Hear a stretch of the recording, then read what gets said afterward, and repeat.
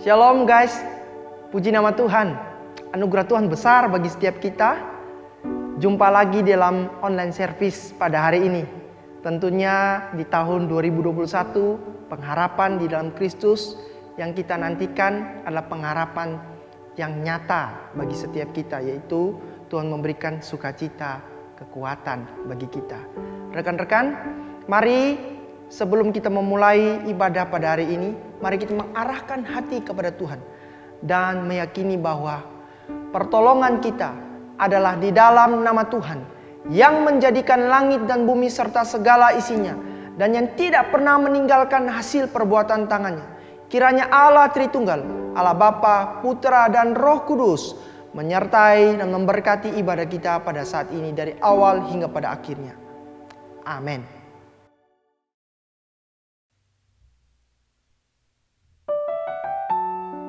Shalom teman-teman Teens and Youth Gloria. Kita bersyukur hari ini boleh datang ke hadapan Tuhan. Mari kita memberikan sembah kita yang terbaik, pujian kita yang terbaik bagi Tuhan. Segala kemuliaan.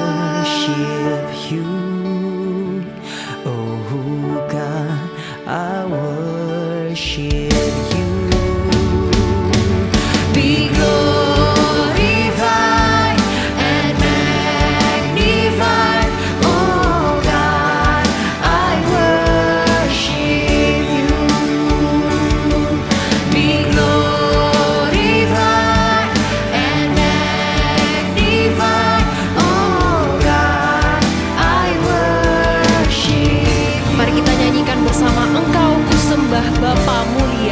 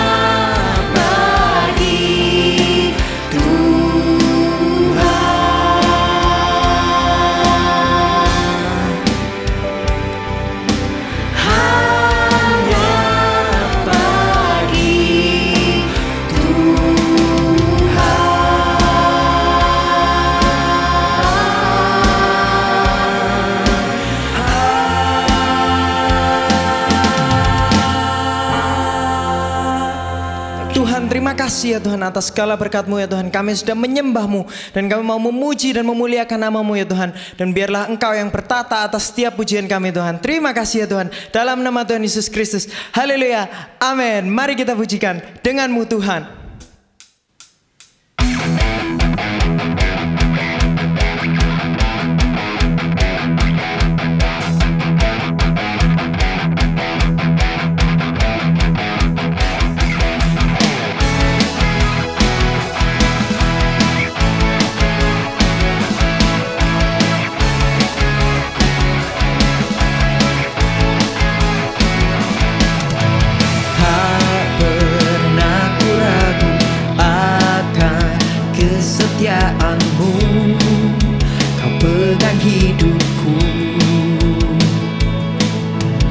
Sepenuh jiwaku, ku yakin dan percaya Kau tuntun langkahku. Yesus, Kaulah Raja dalam hidupku, berkuasa berjaya untuk selamanya. Hanya Kau Tuhan, sumber kekuatan, kuasa-Mu tercurah bagiku senantiasa. Dengan-Mu Tuhan, ku kan berjalan dari kemuliaan sampai kemuliaan selamanya.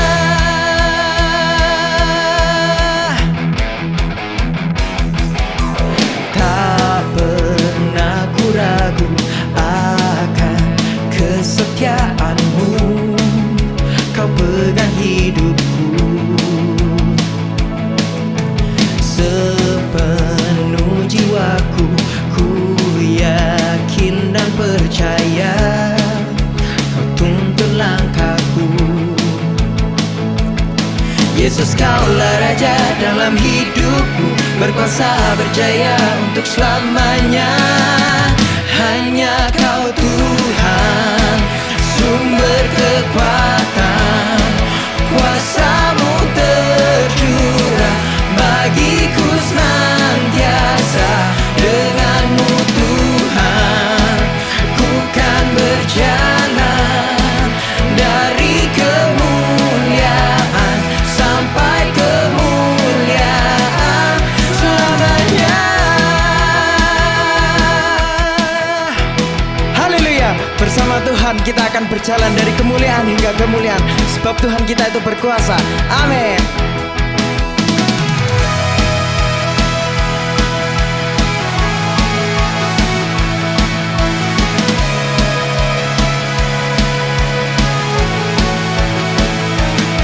Yesus, Kaulah Raja dalam hidupku, berkuasa berjaya untuk selamanya. Yesus, Kaulah Raja dalam hidupku, berkuasa berjaya untuk selamanya. Hanya Kau Tuhan, sumber kekuatan, kuasa-Mu tercurah bagiku senantiasa.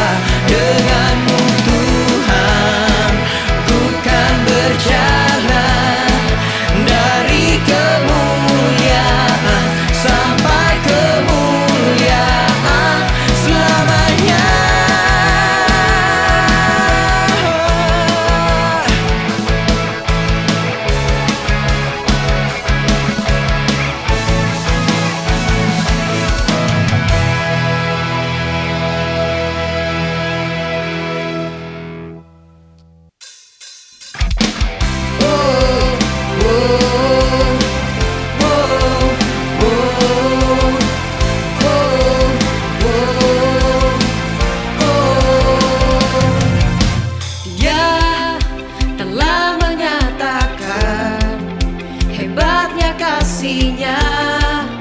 Yang selamatkan kita,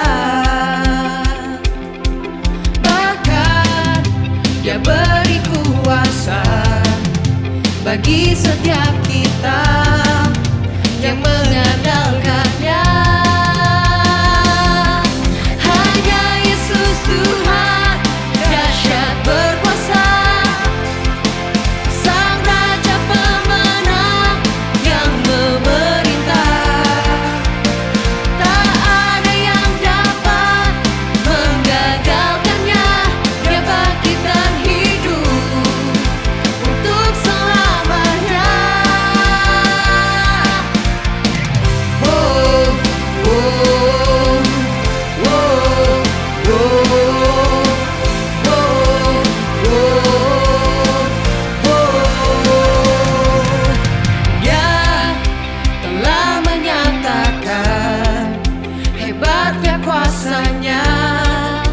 yang menjaga kita.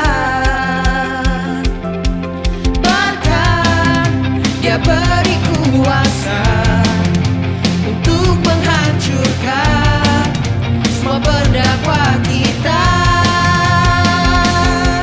Hanya Yesus Tuhan dahsyat berkuasa, Sang Raja pemenang yang memerintah. Tak ada yang dapat menggagalkannya. Dia bangkitkan hidup untuk selamanya. Hanya Yesus Tuhan dahsyat berkuasa, Sang Raja pemenang yang memerintah. Tak ada yang dapat menggagalkannya. Dia bangkitkan hidup untuk selamanya.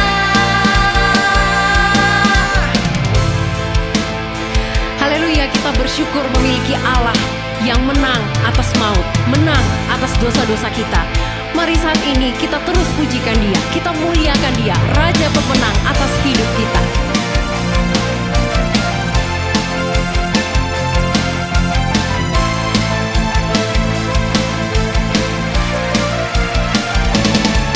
Hanya Yesus Tuhan dahsyat berkuasa, Sang Raja pemenang yang memerintah.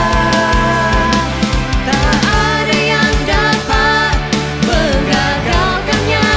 Dia bangkitkan hidup untuk selamanya.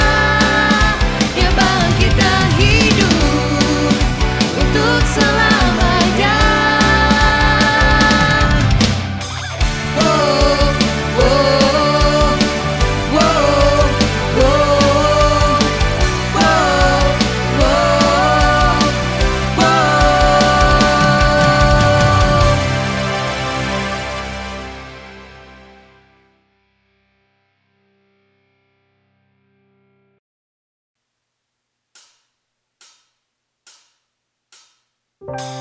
Tuhan, kami bersyukur Tuhan atas kasih-Mu yang telah menaungi kehidupan kami ya Tuhan.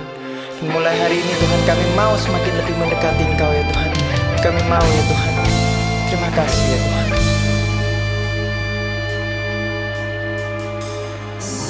Semusim berlalu, namun Kau selalu peliharaku.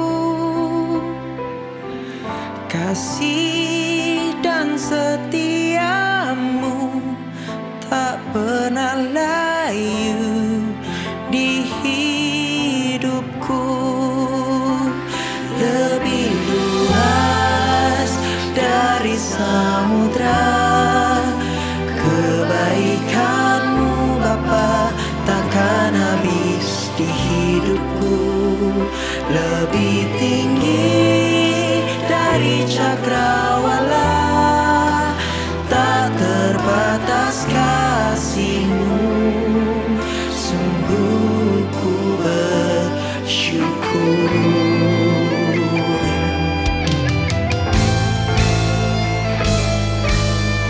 Semusim berlalu, namun Kau selalu peliharaku. Kasih dan setiamu tak pernah layu di hidupku. Lebih luas dari samudra, kebaikan-Mu Bapa takkan habis di hidupku. Lebih tinggi dari cakrawala, tak terbatas kasih-Mu. Sungguh ku bersyukur.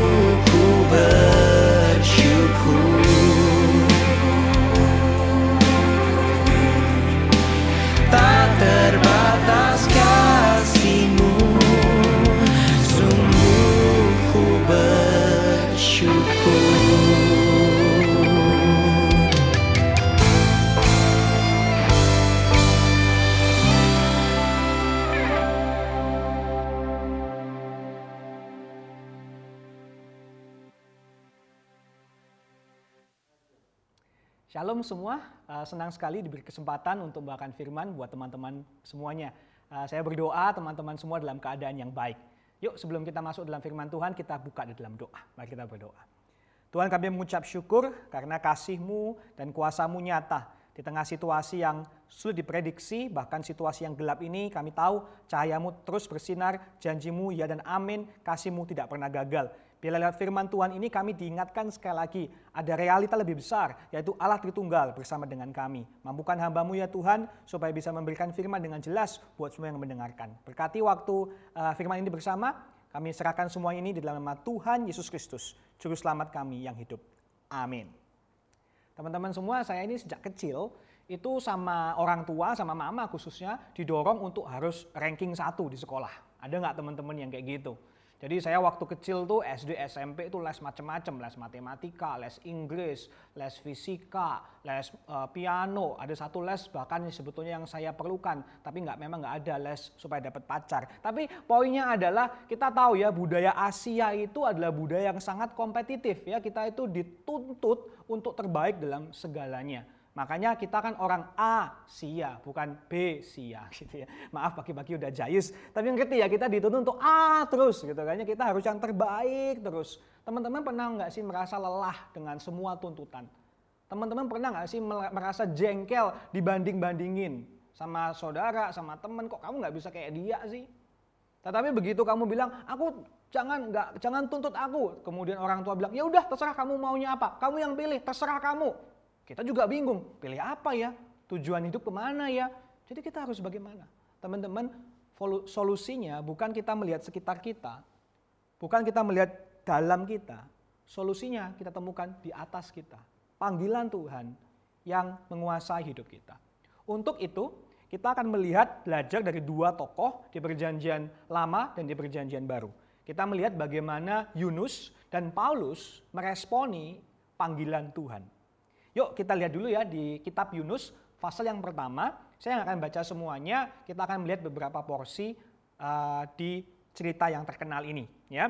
Kisah Nabi Yunus dimulai dengan begini. Datanglah firman Tuhan kepada Yunus bin Amitai. Demikian, bangunlah, pergilah ke Niniwe, kota yang besar itu. Bersyukurlah kepada mereka karena kejahatannya telah sampai kepadaku. Tetapi Yunus bersiap untuk melarikan diri ke Tarsis, jauh dari hadapan Tuhan. Wah ini luar biasa ya, Yunus ini sama sekali nggak sungkan ya sama Tuhan. Padahal kan nabinya Tuhan. Kita kalau diminta tolong sama orang tua, sama pendeta, sama lause gitu kan pasti langsung paling nggak sungkan dikit gitu, ada basa-basi, lo kok saya gitu kan. Tapi ini Yunus enggak, dia nggak ada basa-basi, nggak pakai diskusi, nggak ada argumentasi, langsung moh gitu ya, nggak mau, pokoknya langsung cabut saja. Berani benar Yunus sama Tuhan. Kenapa? Kenapa kok Yunus lari dari panggilan Tuhan yang begitu jelas? Karena begini konteksnya teman-teman semua. Yunus dipanggil untuk mempertobatkan kota Niniwe. Niniwe itu ibu kota kerajaan Asyur yang adalah musuh dari bangsa Israel. Jadi Asyur ini atau Niniwe ini nggak cuma musuh, mereka juga bangsa yang terkenal kejam. Kalau perang, kalau ada tawanan perang ditangkap, wah mereka penyiksaannya luar biasa. Kaki dipotong, tangan dipotong, mata dicungkil, orang dikuliti, kulitnya digantung di tembok kota. Bahkan saya mencari tahu perempuan hamil itu dibelah perutnya. Dijadikan bahan perjudian, laki atau perempuan, laki atau perempuan.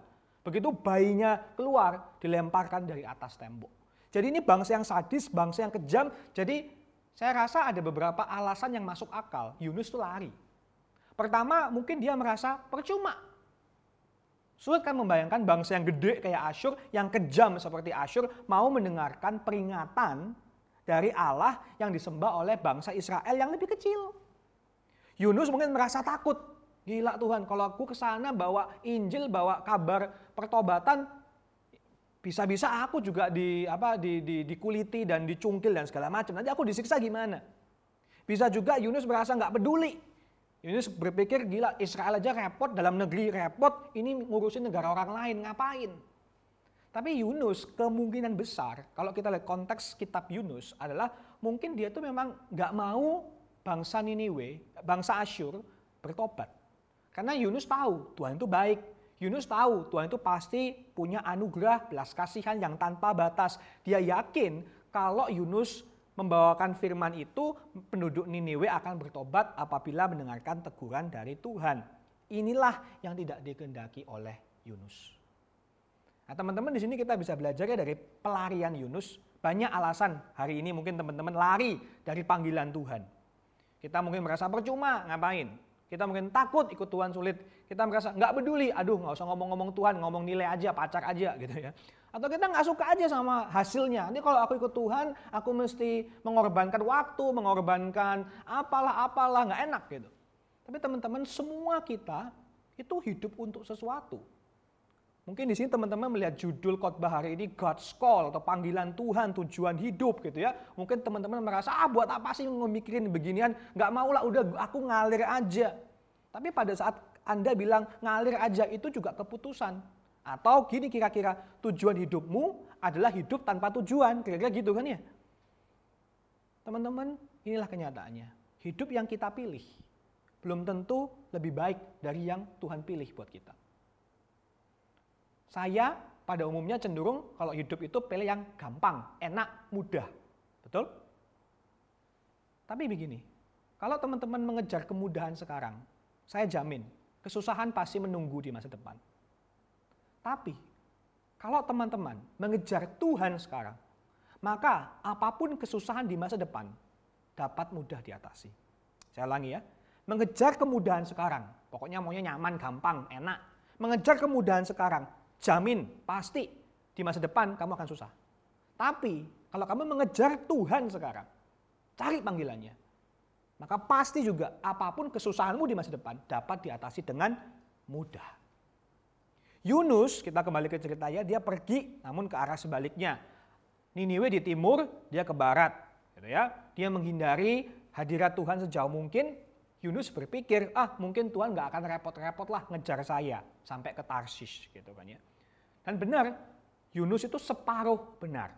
Tuhan memang tidak mengejar dia sampai ke Tarsis. Sebelum Yunus sampai ke Tarsis, Tuhan sudah lebih dahulu menemui dia gitu ya. Gak ada tempat pelarian buat Yunus. Tuhan tidak pernah salah mengutus. Tuhan tidak pernah salah memilih kita, meskipun kita banyak buat kesalahan sama Tuhan gitu. Ya, apa yang Tuhan lakukan supaya nabinya ini kembali? Pertama, kita tahu ceritanya, terutama teman-teman yang sudah lama di gereja ya. Kita lihat di pasal 1 itu Tuhan mengirim angin ribut. Kan Yunus naik ke kapal loh, wah ada badai besar di laut. Para awak kapalnya bingung, ini kenapa kok tiba-tiba badai separah ini? Mereka cari tahu gara-gara siapa, tahu, Yunus biang keroknya. Tapi indah sekali, bukannya mereka langsung menghukum Yunus. Mereka masih coba mendayung kapalnya kembali ke darat. Ayo kita survive bareng-bareng. Padahal teman-teman kalau baca di pasal pertama nanti di rumah ya, awak kapal ini nggak kenal Tuhan, bukan orang Kristen lah kalau bahasa kita. Dengan kata lain, orang yang nggak kenal Tuhan ini punya belas kasihan lebih daripada nabi Tuhan sendiri, yaitu Yunus. Mereka mencoba ini seakan-akan Tuhan sedang mengkomunikasikan kepada Yunus, ini loh kasih karuniaku itu ada. Tapi nggak bisa, badai tetap terlalu besar. Dan pada akhirnya teman-teman di ayat 15 sampai yang ke-17, Yunus dilemparkan ke laut dan dia harusnya mati, dia harusnya tenggelam, nyesel enggak, takut sama Tuhan enggak. Tapi di dalam kemurahannya Tuhan yang besar, Tuhan mengirimkan ikan yang besar untuk menyelamatkan Yunus. Pelajaran apa yang kita bisa ambil dari kisah Nabi yang melarikan diri ini? Kita boleh lari, tetapi Tuhan selalu lebih cepat dari kita. Di dalam kemurahannya Tuhan mengejar kita. Artinya teman-teman begini, biarlah ini bisa menjadi penghiburan buat semua orang. Jika kita milik Yesus, kita tidak akan bisa gagal total dalam hidup kita. We cannot ultimately mess up our life. Nggak bisa. Karena namanya kuasa Tuhan itu akan begitu menjaga dan membentengi kita. Pemberontakan kita tidak mampu menggagalkan rencana Tuhan. Pemberontakan kita nggak mempan sama virus pemberontakan. Nggak mempan. Pemberontakan kita nggak mempan kepada kuasa Tuhan. Nah, tujuan kebenaran ini bukan kasih izin sama teman-teman, kalau nggak mempan nanti saya hidup sembrono. No. Karena dosa selalu membawa akibat. Poin saya begini teman-teman semua. Kalau Tuhan begitu murah hati, Tuhan begitu berdaulat, maka gak ada teman-teman di sini yang boleh merasa, aduh aku udah gak bisa. Udah telat buat aku, udah umur segini, udah ketinggalan. Jangan minder, jangan menyerah, jangan kecil hati. Kuasa Tuhan lebih besar daripada keputusan yang salah yang kita buat di masa lalu. Kalau kita pernah dilukai, kalau kita pernah dilecehkan, kalau kita pernah mungkin dari broken home family, kita merasa aku udah gak bisa. No, kalau Tuhan sudah memilih, kalau Tuhan sudah mengutus, selalu ada harapan. Yang kita perlu adalah kita melihat arahan Tuhan, kita mencari sinyal-sinyal Tuhan. Nah, sama seperti kalau di cerita Yunus, Tuhan kirim badai, Tuhan kirim ikan yang besar. Nah mungkin hari ini untuk Tuhan kita mendapat panggilan Tuhan, kita mesti kemana? Mungkin Tuhan nggak kirim ikan yang besar, kecuali kalau kita makan di restoran seafood gitu ya. Tapi Tuhan kasih banyak sinyal loh ke kita, supaya kita bisa cari tahu panggilan kita apa. Pertama-tama Tuhan kasih kita firman-Nya ya. Apapun yang kita melakukan dalam hidup harus sesuai dengan firman Tuhan. Apapun pekerjaan atau jurusan sekolah atau cita-cita yang kita pikirkan, kalau bertentangan dengan firman Tuhan, pasti bukan panggilan Tuhan. Ya, apapun pikiranmu atau cita-citamu, kalau bertentangan dengan firman Tuhan, pasti bukan panggilan Tuhan. Itu sinyal yang pertama. Bisa juga kita ada pergumulan bersama dengan Tuhan. Ada damai sejahtera dan kita merasa yes, meskipun papa mama nggak setuju misalnya, meskipun banyak kesulitan dari institusi misalnya, tapi saya percaya ini adalah panggilan Tuhan untuk saya masuk jadi partai politik misalnya gitu ya. Jadi ada damai sejahtera gitu. Bisa juga Tuhan mengirim dengan kita melihat kapasitas kita, bakat kita apa sih kelebihan yang Tuhan berikan sama teman-teman. Bakat dari sisi keterampilan, skill, tapi juga bakat dari sisi sifat. Ya, jadi keterampilan itu nggak cuman kelebihan itu nggak cuman skill, tapi juga sifat. Mungkin teman-teman ada yang orangnya sabar gitu ya, jadi cocok nih mungkin jadi seorang psikolog gitu misalnya ya. Kemudian Tuhan juga bisanya mengirim kita lihat hasrat yang besar dan konsisten. Jadi passion itu penting, tapi yang membedakan panggilan Tuhan apa enggak itu gini biasa. Kalau panggilan Tuhan biasanya passion itu konsisten. Jadi nggak cuman wah aku suka main game. Tapi cuman pas waktu kita SD, SMP, terus SMA udah nggak suka lagi. Berarti kemungkinan bukan game industry atau computer engineering bukan buat Anda gitu. Tapi passion dari Tuhan biasanya konsisten. Jadi kuat dan konsisten. Coba cari itu. Apa ya passion yang selama ini terus ada seumur hidupmu. Dan kuat banget. Kemungkinan itu tanda Tuhan sedang pimpin kamu ke arah sana. Kita juga bisa melihat penilaian orang lain. Orang-orang yang dekat sama kita, orang yang lebih berpengalaman, yang lebih rohani dari kita. Tuhan bisa pakai mereka untuk arahkan kita ke arah yang benar. Kita juga bisa pakai pengalaman hidup tertentu, gitu ya. Tadi saya mention dari broken home family. Saya dari broken home family. Dan saya akhirnya punya kerinduan untuk bisa melayani keluarga, melayani orang-orang yang kesulitan dalam hal relasi, seperti itu. Ya, pengalaman hidup. Dan yang terakhir, boleh teman-teman, kalau kita minta tanda sama Tuhan. Nah, penting di sini saya mau tambahkan sebagai orang Kristen kita nggak boleh terus-menerus minta tanda sama Tuhan ya. Nah, tetapi dalam anugerah Tuhan dan karena kita ini terbatas berdosa ya, maka dalam beberapa hal ketika kita bingung menangkap panggilan Tuhan, kita bingung cari tahu Tuhan ini maunya apa. Saya yakin Tuhan nggak keberatan memberikan tanda atau petunjuk yang sifatnya supranatural kepada kita. Ya, ini teman-teman lihat dari beberapa pertanda-pertanda ini temukan panggilan Tuhan. Kita berpindah sekarang ke tokoh yang kedua yaitu Paulus. Ya, nah kalau kisah Paulus kita lihat khususnya di Filipi pasal yang ketiga ayat 4b sampai ayat yang ke-11. Kalau Yunus tadi dimulai dengan dia dikasih panggilan langsung lari, Paulus beda. Kisah Paulus dimulai dengan daftar pencapaian hidupnya. Di ayat yang keempat sampai ke ayat yang 6 dia ngomong gini nih. Jika ada orang lain menyangka dapat menaruh percaya pada hal-hal lahiriah, aku lebih lagi. Disunat pada hari ke-8 dari bangsa Israel dari suku Benyamin orang Ibrani asli.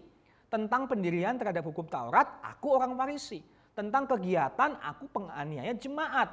Tentang kebenaran dalam mentaati hukum Taurat, aku tidak bercacat. Weh, ini Paulus sedang memberikan dia itu orang yang pokoknya keren banget gitu ya. Ibarat ginilah, kalau mobil, Paulus itu ibarat Ferrarinya gitu ya. Kalau jam, Paulus itu Rolex gitu ya. Kalau atlet, Paulus itu kayak Messi atau Ronaldo atau teman-teman sukanya siapa saya nggak tahu. Kalau pengusaha, Paulus itu kayak Elon Musk atau Jack Ma mungkin ya. Nah intinya Paulus itu adalah bibit unggul manusia secara prestasi, secara rohani, he is at the top of the world. Dia itu orang yang paling keren lah, seakan-akan dia paling bangga sama semuanya, dari keluarganya, dari tradisinya, dari pencapaian hidupnya, dari kerohaniannya. Tapi setelah dia menyebutkan semua kebanggaannya secara lahiriah, Paulus bilang gini, lanjutkan. Tetapi apa yang dahulu merupakan keuntungan bagiku, sekarang kuanggap rugi karena Kristus. Malahan segala sesuatu kuanggap rugi karena pengenalan akan Kristus Yesus. Tuhanku lebih mulia daripada semuanya. Oleh karena dialah aku telah melepaskan semuanya itu dan menganggap sampah supaya aku memperoleh Kristus. Wah ini ngomongnya gak gampang nih pasti ya. Gak gampang nih. Semua daftar kelebihannya Paulus, dia bilang aku gak lagi bangga sama itu. Bahkan semua yang lahiriah itu aku anggap rugi. Dampaknya negatif. Di sini ada perubahan 180 derajat teman-teman. Tujuan hidup baru Paulus adalah mengenal Kristus. Jadi ayat 4 sampai ayat 11 itu tema utamanya mengenal Kristus, diulangi 2 kali. Pengenalan akan Kristus menjadi hal yang sangat penting. Nah saya mau sedikit klarifikasi ya, seakan-akan kok Paulus menolak dunia, aku nggak mau uang atau tahta, bukan. Saya mau klarifikasi begini, Tuhan kita tidak anti dunia. Tuhan kita itu anti dosa, ya. Tuhan kita nggak anti dunia, nggak anti namanya uang, posisi, kepintaran atau kesenangan, tidak. Tuhan antinya anti dosa, karena dosa itu yang menumpulkan panca indera kita sehingga kita melihat enakan ikut dunia daripada ikut Tuhan gitu loh ya. Sehingga kita menceraikan Tuhan dan dunia. Padahal seharusnya Tuhan itu lebih indah dari dunia. Pada saat kita mengasihi Tuhan, kita lebih mengasihi dunia dengan benar. Nah masalahnya kadang-kadang kita percaya Tuhan gitu ya, tapi Tuhan yang kita cocok-cocokkan sendiri sesuai dengan mau kita. Maksudnya gini, saya kasih contoh sederhana. Zaman sekarang ya kalau mau beli baju di department store atau di mall gitu kan rada sulit ya, nggak tahu teman-teman pernah apa enggak, karena waktu saya mau coba beli baju, nggak boleh nyoba gitu ya, fitting roomnya ditutup gitu ya, ada beberapa yang boleh tapi kebanyakan nggak boleh nyoba, jadi saya bingung kan ini bajunya muat apa enggak. Nah teman-teman saya mau tanya, kalau mau beli baju nih ya, biasa kamu beli baju cari ukuran kamu, cari ukurannya sesuai dengan badan kamu, atau kamu beli baju ngasal aja, aku suka itu pokoknya. Loh kebesaran, nggak apa-apa, nanti kalau kebesaran aku makan banyak gendutan. Loh kekecilan, nggak apa-apa, nanti aku diet supaya muat di bajunya. Enggak lah ya, itu kan lucu namanya ya. Namanya orang cari baju, pasti kita cari baju yang muat sama kita, betul ya? Kita cari baju yang ngikutin ukuran badan kita. Kadang teman-teman, saya perhatikan, kita itu memperlakukan Tuhan kayak milih baju. Tuhan harus muat sama aku gitu ya. Diriku, kayak hidupku sudah gini Tuhan. Keluargaku sudah gini Tuhan, cara berpikirku sudah gini Tuhan, ya Tuhan yang ngikutin aku gitu. Tuhan yang menyesuaikan diri sama aku. Jadi Tuhan jangan banyak kasih perintah, jangan banyak kasih tuntutan, sudahlah Tuhan ikut aja. Terbalik bukan? Harusnya kita yang menyesuaikan diri sama Tuhan. Harusnya kita yang ikut aturannya Tuhan, ukurannya Tuhan. Kalau kita bisa lebih besar bersama Tuhan, kenapa kok kita settle dengan yang lebih kecil? Tahukah teman-teman bahwa dosa itu membuat kita kerdil dan kecil? Kalau bersama dengan Tuhan, kita akan lebih berani. Teman-teman ayo di sini bersama dengan Tuhan jangan takut gagal. Mending gagal daripada nggak pernah nyoba. Bahkan saya khawatir kalau teman-teman di sini nggak pernah gagal sama sekali. Mungkin tujuanmu terlalu cetek, cita-citamu terlalu pendek gitu ya. It's okay. Mending gagal daripada nggak pernah coba. Bersama dengan Tuhan, Tuhan akan push kita untuk lebih besar lagi. Jangan kira Tuhan mau menarik kita dari dunia, Tuhan mau kita hidup itu berkelimpahan teman-teman. Kalau kita nggak pernah gagal, mungkin kita nggak pernah nyoba. Kita merasa udah aku nyaman kayak gini aja.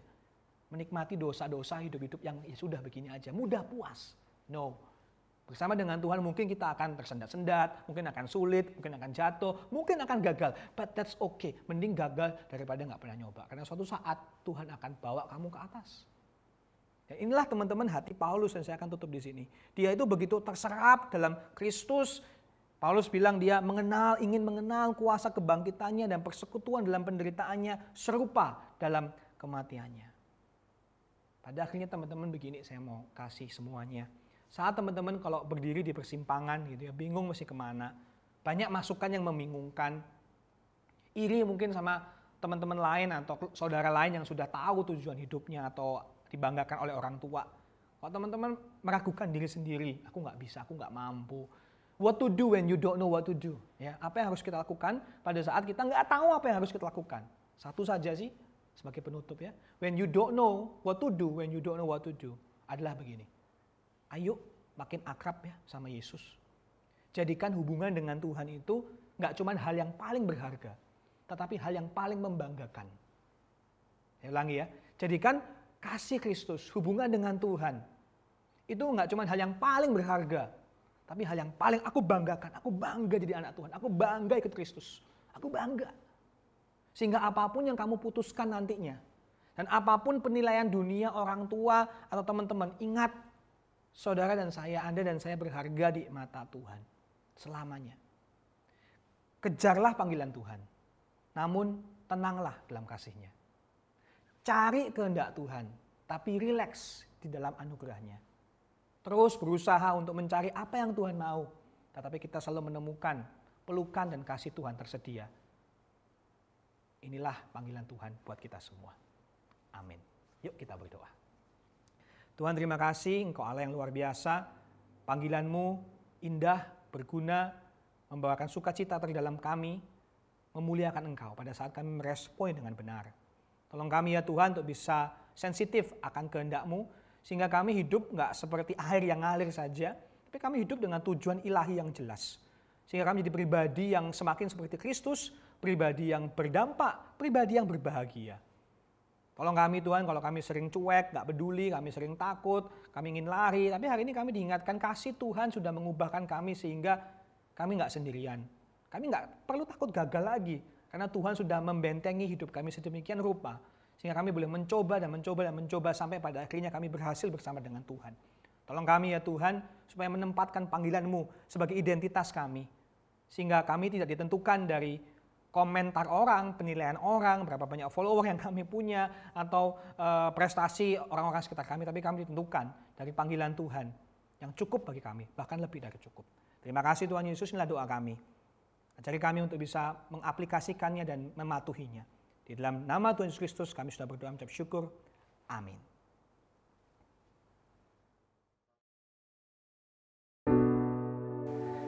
Thank you so much untuk firman Tuhan yang disampaikan oleh Ko Edo.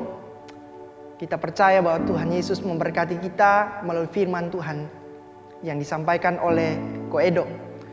Teman-teman yang terkasih dalam Tuhan, tentu kita semua mempunyai pergumulan yang berbeda. Namun kita percaya bahwa kita mempunyai Allah yang sama, yang tidak berubah. Oleh karena itu, mari kita membawa semua pergumulan hidup kita ke hadapan Tuhan. Untuk Tuhan yang mengatur semuanya menurut rencana dan kehendak-Nya. Mari saya mengajak setiap kita menundukkan kepala dimanapun kita berada. Mari kita masuk di dalam doa syafaat. Mari kita berdoa. Bapa di surga, pada saat ini kami terus memohon belas kasihan kepada Engkau Tuhan.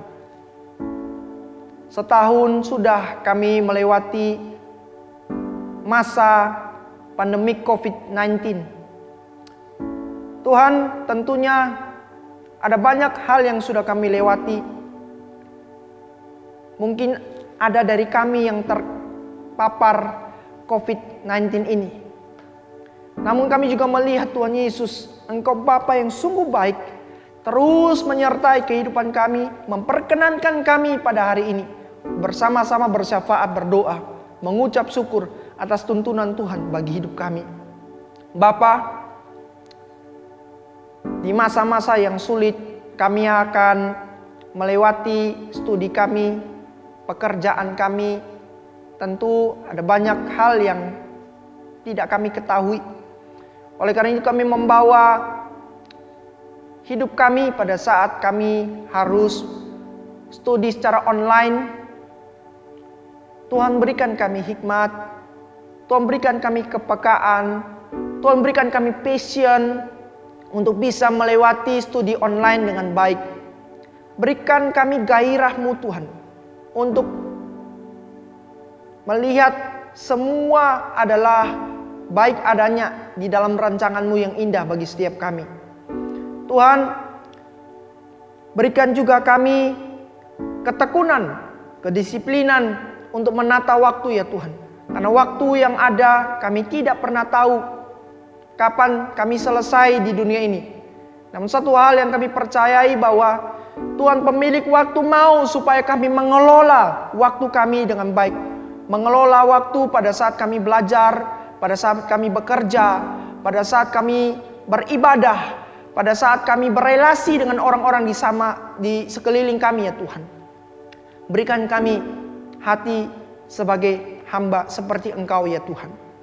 Bapa di surga, pada saat ini pun kami berdoa, mungkin ada dari rekan-rekan kami yang bergumul di dalam memilih pasangan hidup. Tuhan, berikan mereka hikmat, berikan mereka kasih seperti yang Engkau miliki Tuhan. Supaya ketika mereka tulus hati, ketika mereka melakukan pendekatan kepada lawan jenis, mereka boleh memilih dan memilah semua yang terbaik bagi masa depan mereka. Tuhan juga berkati Tuhan Yesus, hamba berdoa menyerahkan untuk relasi setiap anak muda dengan Engkau. Mungkin saja pada saat ini kami sedikit jauh dari Engkau, atau mungkin saja kami sangat lupa untuk berdoa, memprioritaskan Tuhan, mencari Tuhan, bahkan merenungkan firman Tuhan. Kami lalai Tuhan. Tuhan ajarkan kami, kembalikan kami ke jalan-Mu yang benar, supaya setiap masalah demi masalah yang kami lewati, kami bisa lewati di dalam pengalaman bersama dengan Engkau. Karena kami mengerti baik-baik kehendak-Mu melalui doa, melalui firman Tuhan pula ya Tuhan.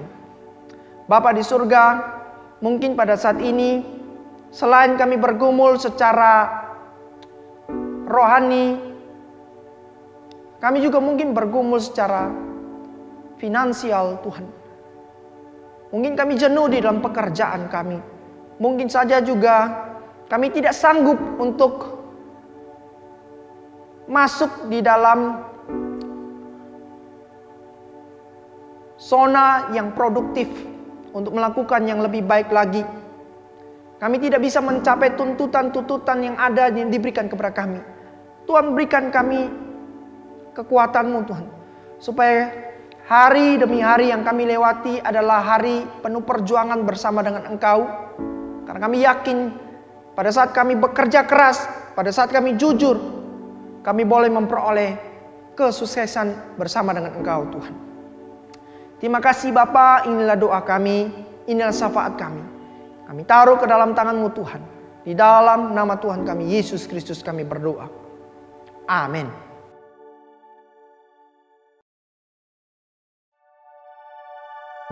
Teman-teman yang terkasih dalam Tuhan, mari kita mengikrarkan pengakuan iman kita seturut dengan pengakuan iman rasuli. Dan baiklah setiap kita yang percaya mengaku demikian. Aku percaya kepada Allah, Bapa yang Maha Kuasa, Khalik langit dan bumi, dan kepada Yesus Kristus, anaknya yang tunggal Tuhan kita, yang dikandung daripada Roh Kudus, lahir dari anak darah Maria, yang menderita sengsara di bawah pemerintahan Pontius Pilatus, disalibkan, mati dan dikuburkan, turun ke dalam kerajaan maut. Pada hari yang ketiga, bangkit pula dari antara orang mati, naik surga, duduk sebelah kanan Allah, Bapa yang Maha Kuasa. Dan dari sana Ia akan datang untuk menghakimi orang yang hidup dan yang mati. Aku percaya kepada Roh Kudus, gereja yang kudus dan am, persekutuan orang kudus, pengampunan dosa, kebangkitan tubuh, dan hidup yang kekal. Amin.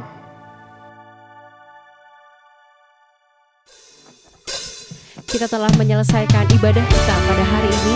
Mari kita mengembalikan segala pujian kita, segala hormat kita hanya bagi Tuhan. Segala kemuliaan.